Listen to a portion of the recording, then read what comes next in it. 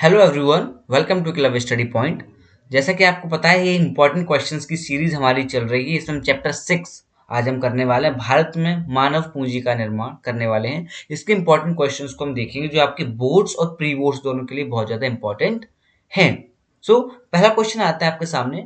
मानव पूंजी की परिभाषा दीजिए। क्या होती है मानव पूंजी? मानव पूंजी से अभिप्राय किसी एक देश में किसी समय विशेष पर पाए जाने वाले कौशल और विशेषज्ञता के भंडार से है।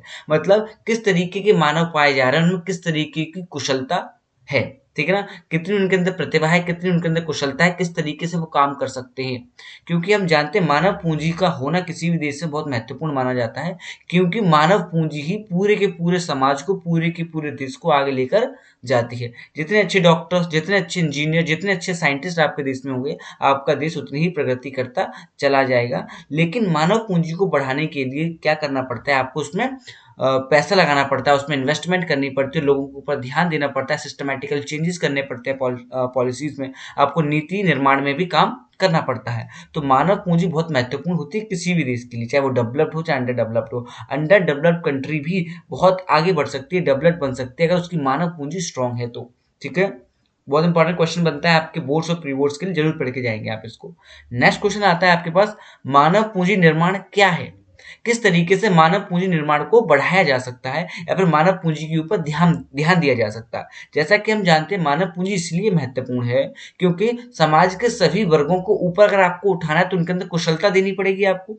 अगर लोग कुशल हैं तो उनको नौकरी मिलने के चांसेस बहुत ज़्यादा बढ़ जाते हैं। और कुशलता कहाँ से आती है? कुशलता आती है जो सरकार ध्यान देती है। अच्छी अच्छी यूनिवर्सिटीज, अच्छे अच्छे कॉलेज, अच्छे स्कूल और अच्छे स्किल सेंटर, जिनको आप बोलते हो जहाँ पे कुशलता मिलती है। ठीक है ना? कुशलता के लिए नए नए बिल्डिंग्स बनाई जा रही है, जहाँ पे लोगों को प्रशिक्षण किया जा रहा है। ये बहुत ही इंपॉर्टेंट आपका निकल के आता है। इसी वजह से बोला जाता है मानव पूंजी निर्माण बहुत महत्वपूर्ण है अगर किसी भी समाज को आगे आना है।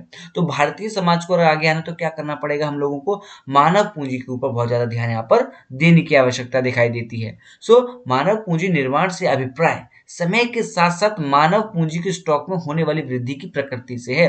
यानी कि समय के साथ साथ जो आपका मानव पूंजी निर्माण है वो बढ़ता जा रहा है। क्यों बढ़ता जा रहा है? क्योंकि इसके ऊपर ध्यान दिया जा रहा है, शिक्षा के ऊपर ध्यान दिया जा रहा है, कौशल के ऊपर ध्यान दिया जा रहा है। इसी वजह से मानव पूंजी निर्माण अब बढ़ता जा रहा है। और ये भी याद रखिए, जितनी मानव पूंजी बढ़ती है उतनी ही आपकी जो गरीबी है, गरीबी रेखा में कमी आती है, लोग उसमें ऊपर बढ़ते चले जाते हैं। और साथ साथ प्रति व्यक्ति आय में भी आपको बढ़ोतरी दिखाई देने को मिलती है। तो जितने भी आपके इंडिकेटर्स है वो आपको बढ़ते हुए यहाँ पर दिखाई देते हैं। नेक्स्ट क्वेश्चन की ओर चलते हैं। नेक्स्ट आता है आपका मानव विकास क्या है? अब किस तरीके से मानव विकास किया जा सकता है? मानव विकास किया जा सकता है आपको जैसे कहते हैं मानव पूंजी। तो पूंजी से, उनके ऊपर खर्चा करने से, इन्वेस्ट करने से, उनको शिक्षा कौशल देने से मानव का विकास किया जा सकता है। मानव विकास से अभिप्राय अच्छी शिक्षा तथा अच्छा स्वास्थ्य प्राप्त करके सुभिन्न व्यक्तित्व का विकास करने से है। मतलब जिस तरीके का आपका विकास हो रहा है, सोशली हो, चाहे मेंटली हो, चाहे फिजिकली हो, चाहे इकोनॉमिकली हो, हर सेक्टर में आप बढ़ते चले जा रहे हैं। हर तरीके से आपका विकास हो रहा है और सरकार के साथ साथ समाज में आपकी प्रतिष्ठा बढ़ती चली जा रही है। तो आपका विकास वहां पर होता हुआ दिखाई देगा। और विकास इसलिए जरूरी है क्योंकि जब आपका विकास होता है तो साथ साथ आपके साथ साथ बहुत से लोग आपसे इंस्पायर होते हैं और वो भी विकास की ओर अग्रसर होना शुरू हो जाते हैं। ठीक है? तो मानव विकास बहुत महत्वपूर्ण माना गया है। अब क्या है? प्रतिभा पलायन क्या होता है? क्वेश्चन नंबर 4 है हमारा। प्रतिभा पलायन क्या है? प्रतिभा पलायन से अभिप्राय कौशल मानव शक्ति का विश्व के विकसित देशों में चले जाने से है। फॉर एग्जाम्पल, यहाँ के अच्छे डॉक्टर्स, अच्छे इंजीनियर्स, अच्छे साइंटिस्ट, सारे के सारे लोग अमेरिका, यूरोप की कंट्री में जाके शिफ्ट हो जाते हैं। इसी वजह से जो भारत में जो अच्छे लोग हैं, जो बहुत अच्छा कर सकते हैं, अपनी अर्थव्यवस्था में बहुत ज़्यादा कंट्रीब्यूट कर सकते हैं, अपने समाज को आगे लेके जा सकते हैं, अपने लोगों के लिए काम कर सकते हैं, अब उनकी यहाँ पर कमी देखने को मिल रही है। अब वही लोग वहाँ के समाज को आगे बढ़ा रहे हैं, वो वहाँ के समाज का निर्माण कर रहे हैं। तो देखने को मिलता है प्रतिभा पलायन भारत के लिए बहुत बड़ी समस्या बढ़ती है क्योंकि लोग अच्छी सुविधाओं के लिए, अच्छी तनख्वाह के लिए और अपने अच्छी लाइफ स्टाइल के लिए क्या चले जाते हैं, लोग बाहर चले जाते हैं और अपने देश को छोड़कर चले जाते हैं। ये अच्छा नहीं है। हमें क्या रखना होना चाहिए? वफादार होना चाहिए अपने देश के प्रति। हमें निष्ठा रखनी चाहिए, प्रतिष्ठा रखनी चाहिए ताकि हमने जो चीज़ यहाँ पर सीखी है अपने देश के लिए काम आए, अपने लोगों के लिए काम करें, अपनी मातृभूमि के लिए काम करना चाहिए हमें। पर प्रतिभा पलायन से क्या हो रहा है? लोग यहाँ से चले जाते हैं और दूसरे देशों में कंट्रीब्यूट कर रहे हैं। ठीक है, तो ये भी हमारी एक बहुत बड़ी समस्या बनकर उभर रही है। नेक्स्ट क्वेश्चन पे चलते हैं। शिक्षा का अधिकार क्या है? तो देखने को मिलता है भारत सरकार ने 2009 में एक अधिनियम पास किया जिसे शिक्षा का अधिकार कहते हैं, जिसके अंतर्गत 6 से 14 वर्ष की आयु वाले बच्चों को मुफ्त शिक्षा पाने का अधिकार होता है। ये आपको पता है भारत के संविधान में लिखा गया है। ठीक है, जो आपके पास डिफरेंट काइंड्स ऑफ आर्टिकल्स होते हैं उनमें भी लिखा गया है कि भारत में शिक्षा का अधिकार 6 से 14 साल तक के बच्चों का फंडामेंटल राइट है, उसको कोई भी वॉयलेट नहीं कर सकता है। तो जो मूलभूत अधिकार जो संविधान के द्वारा दी गई है उनको कोई भी आपको वॉयलेट नहीं कर सकता है। ठीक है, तो कहने का मतलब ये कि शिक्षा का अधिकार इसलिए दिया गया है ताकि जो बेसिक नीड है, जो ग्रास रूट पे काम होना चाहिए, सभी लोगों को जो शिक्षा मिलनी चाहिए, क्योंकि बिना शिक्षा के आपका जीवन नहीं चल सकता। इसी वजह से देखने को मिल रहा है शिक्षा का अधिकार सभी को दिया गया। 6 से 14 साल तक के बच्चों को शिक्षा का अधिकार भारतीय संविधान में दिया गया, जो कि आपके मूलभूत अधिकार यानी फंडामेंटल राइट्स में भी है, क्योंकि इनको वॉयलेट नहीं किया जा सकता। और इनको इसलिए लाया गया है ताकि सभी लोगों तक शिक्षा जा सके, जो अफोर्ड नहीं भी कर पा रहे हैं, जो गरीब तबका है जो अफोर्ड नहीं कर पा रहा है, उनको भी इसका बेनिफिट मिल सके। ठीक है, अब आता है क्वेश्चन नंबर 6 में क्या है, नौकरी के दौरान प्रशिक्षण क्या है? क्योंकि अगर आप सर्विस में जा रहे हैं तो उस समय आपको क्या मिल रहा है, प्रशिक्षण मिल रहा है, सीखने को मिल रहा है किस तरीके से सर्विस के अंदर आप काम करेंगे, नौकरी के अंदर आप काम करेंगे, किस तरीके से कोऑर्डिनेट करेंगे।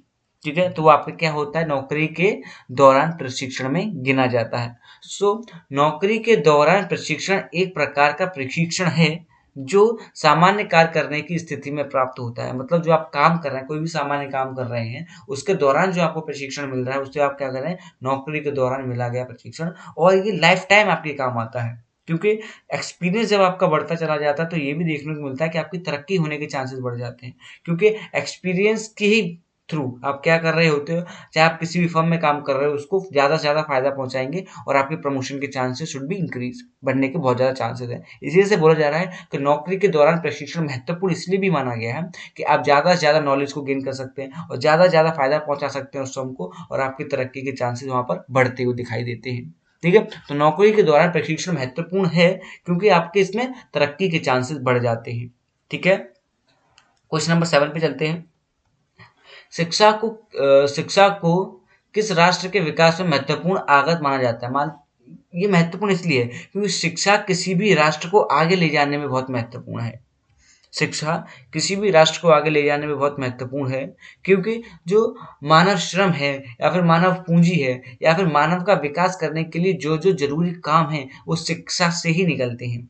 और शिक्षा जरूरी इसलिए है क्योंकि जिस तरीके से चाहे आपकी फीमेल है चाहे मेल है, आदमी है चाहे औरत है, उन सबका पार्टिसिपेशन किस तरीके से बढ़ाया जाएगा समाज में, वो महत्वपूर्ण दिखाता है।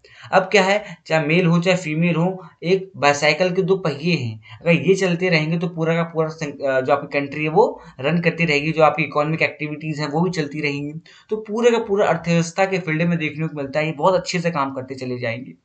तो शिक्षा का होना बहुत आवश्यक है। और दूसरी बात ये भी है कि शिक्षित व्यक्ति किसी काम को बहुत जल्दी सीख लेता है। ठीक है, अगर किसी प्रशिक्षण में उसको भेजा जा रहा है या फिर किसी सर्विस में वो जा रहा है, किसी नौकरी में जा रहा है, तो बहुत जल्दी चीज़ों को कैच कर लेता है क्योंकि उसको पता है किस तरीके से चीज़ों को एनालाइज करना है, किस तरीके से उन चीज़ों को अडेप्ट करना है, ये हमें देखने को वहाँ पर मिलता है। तो शिक्षा एजुकेशन बहुत महत्वपूर्ण होती है हर व्यक्ति के लिए, क्योंकि वो चीज़ों को बहुत जल्दी उसके बाद सीखने में सक्षम हो जाता है। पॉइंट पहला पढ़ रहा हूँ आपके सामने, शिक्षा नागरिकों को अच्छा बनाती है। किस सेंस में अच्छा बनाती है, वो किसी भी चीज को बड़ी आसानी से सीख सकते हैं और उसमें अपना तर्क और वितर्क के साथ क्या कर सकते हैं, आगे बढ़ने के चांसेस उनके पास होते हैं। और शिक्षित व्यक्ति जल्दी से मूर्ख नहीं बनता है, फ्रॉड नहीं बन सकता। So question number point second आता है आपका, यह देश के सभी प्रदेशों के प्राकृतिक तथा मानवीय संसाधनों के उपयोग में सहायक होती है। अब देखो, आपके प्राकृतिक संसाधन है, मानवीय संसाधन का किस प्रकार से प्रयोग किया जाएगा, किस तरीके से इनका आवंटन किया जाएगा और किस तरीके से इन संसाधनों का इस्तेमाल करके आप आगे बढ़ सकते हो, क्योंकि मानव क्या करता है, इनका इस्तेमाल करके बहुत ज्यादा आगे बढ़ने की कोशिश कर रहा है। और प्राकृतिक संसाधन हो चाहे मानव संसाधन हो, इनका संरक्षण करना बहुत महत्वपूर्ण हो गया है। ठीक है, तो शिक्षा के माध्यम से आप सीखेंगे किस प्रकार से संसाधनों को आप सुरक्षित करेंगे, शिक्षा के माध्यम से आप सीखेंगे किस तरीके से संसाधनों को बचाना है और इनका उपयोग करते हुए आगे बढ़ते चले जाना है और इनको किस तरीके से बचाना है आने वाली जनरेशन के लिए। और तीसरा पॉइंट आता है आपके पास, यह लोगों के मस्तिष्क का विकास करती है। जो आपकी सोचने समझने की क्षमता है, सोचने समझने की जो क्षमता है इसको विकसित करती है। और समाज में जब लोगों की मानसिकताएं बदलती हैं तो परिवर्तन बहुत जल्दी देखने को मिलता है। तो मानसिकता बदलना बहुत जरूरी है और मानसिकता बदलती शिक्षा से है। और शिक्षा जहाँ पर हावी होती है वहाँ पर नेगेटिविटी यानी कि जो बहुत रूढ़िवादी प्रथाएं हैं उनको बहुत हद तक कम किया जा सकता है। अगर आपको आगे बढ़ना है तो शिक्षा को पूरे के पूरे समाज में एक रूपी पूरे के पूरे सभी को बाँटना हो, चाहे वो मेल हो चाहे फीमेल हो। कोई भी आपको वो नहीं भेदभाव नहीं करना है इसमें। क्वेश्चन नंबर पॉइंट 4 आता है आपका, समृद्धि तथा विकास की प्रक्रिया में लोगों की अधिक सहभागिता के द्वारा यह आर्थिक विकास में सहायता होती है। अब क्या है, जब लोगों की भागीदारी बढ़ती है, जब जन समर्थन बढ़ता है और सभी लोगों को रोजगार के साधन जब उपलब्ध होते हैं तो देखने को मिलता है क्या, देखने को आपको मिलता है कि आपका पूरा का पूरा जो अर्थव्यवस्था के क्षेत्र में सभी लोगों को आगे बढ़ने का मौका मिल रहा है और सभी की प्रति व्यक्ति आय और गरीबी यहाँ पर कम होती हुई दिखाई देती है। तो देखने को मिलता है शिक्षा के माध्यम से सभी लोगों को जोड़ने की और उनके ऊपर काम करने का ध्यान दिया जा रहा है। ठीक है, नेक्स्ट क्वेश्चन पे चलते हैं।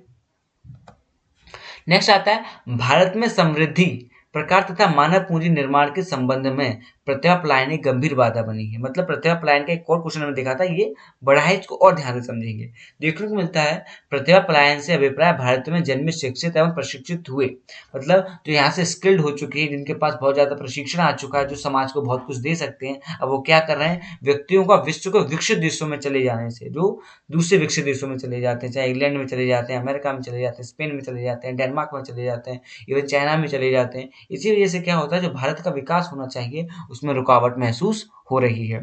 उनके विदेश जाने का कारण उच्च मजदूरी है, मतलब उनको वहां पर ज्यादा पैसे मिल रहे हैं, जीवन की बेहतर गुणवत्ता होता है। विदेश जाने वालों में वैज्ञानिक, इंजीनियर, डॉक्टर तथा शिक्षार्थी शामिल हैं। ठीक है, पढ़ने के लिए लोग जाते हैं, नौकरी पेशे के लिए जाते हैं, और जो हाईली स्किल्ड होते हैं वो लोग वहां पर चले जाते हैं। यह लोग उत्कृष्ट योग्यता वाले होते हैं, जिनके पास बहुत ज़्यादा स्किल होती है, वो लोग यहाँ से चले जाते हैं। ऐसे लोगों का विदेश जाकर बसना भारत में मानव पूंजी निर्माण की प्रक्रिया में गंभीर बाधा है और ये बहुत बड़ी बाधा बनकर उभर रहा है। इसके ऊपर हमें ध्यान देने की आवश्यकता है। किस तरीके से इसको रोका जा सकता है, किस तरीके के ऊपर इसको और ध्यान दिया जा सकता है, सरकार के द्वारा कौन कौन सी नीतियां लागू की जा सकती हैं, कौन कौन से लॉज लेके आए जा सकते हैं जिससे इस प्रतिभा पलायन को रोका जा सके। हमें अपने जो कुशल लोग हैं, जिनके पास प्रतिभा ज़्यादा है, उनके अंदर पैट्रियोटिज्म है, देशभक्ति की भावनाओं को डालना बहुत ज़रूरी है।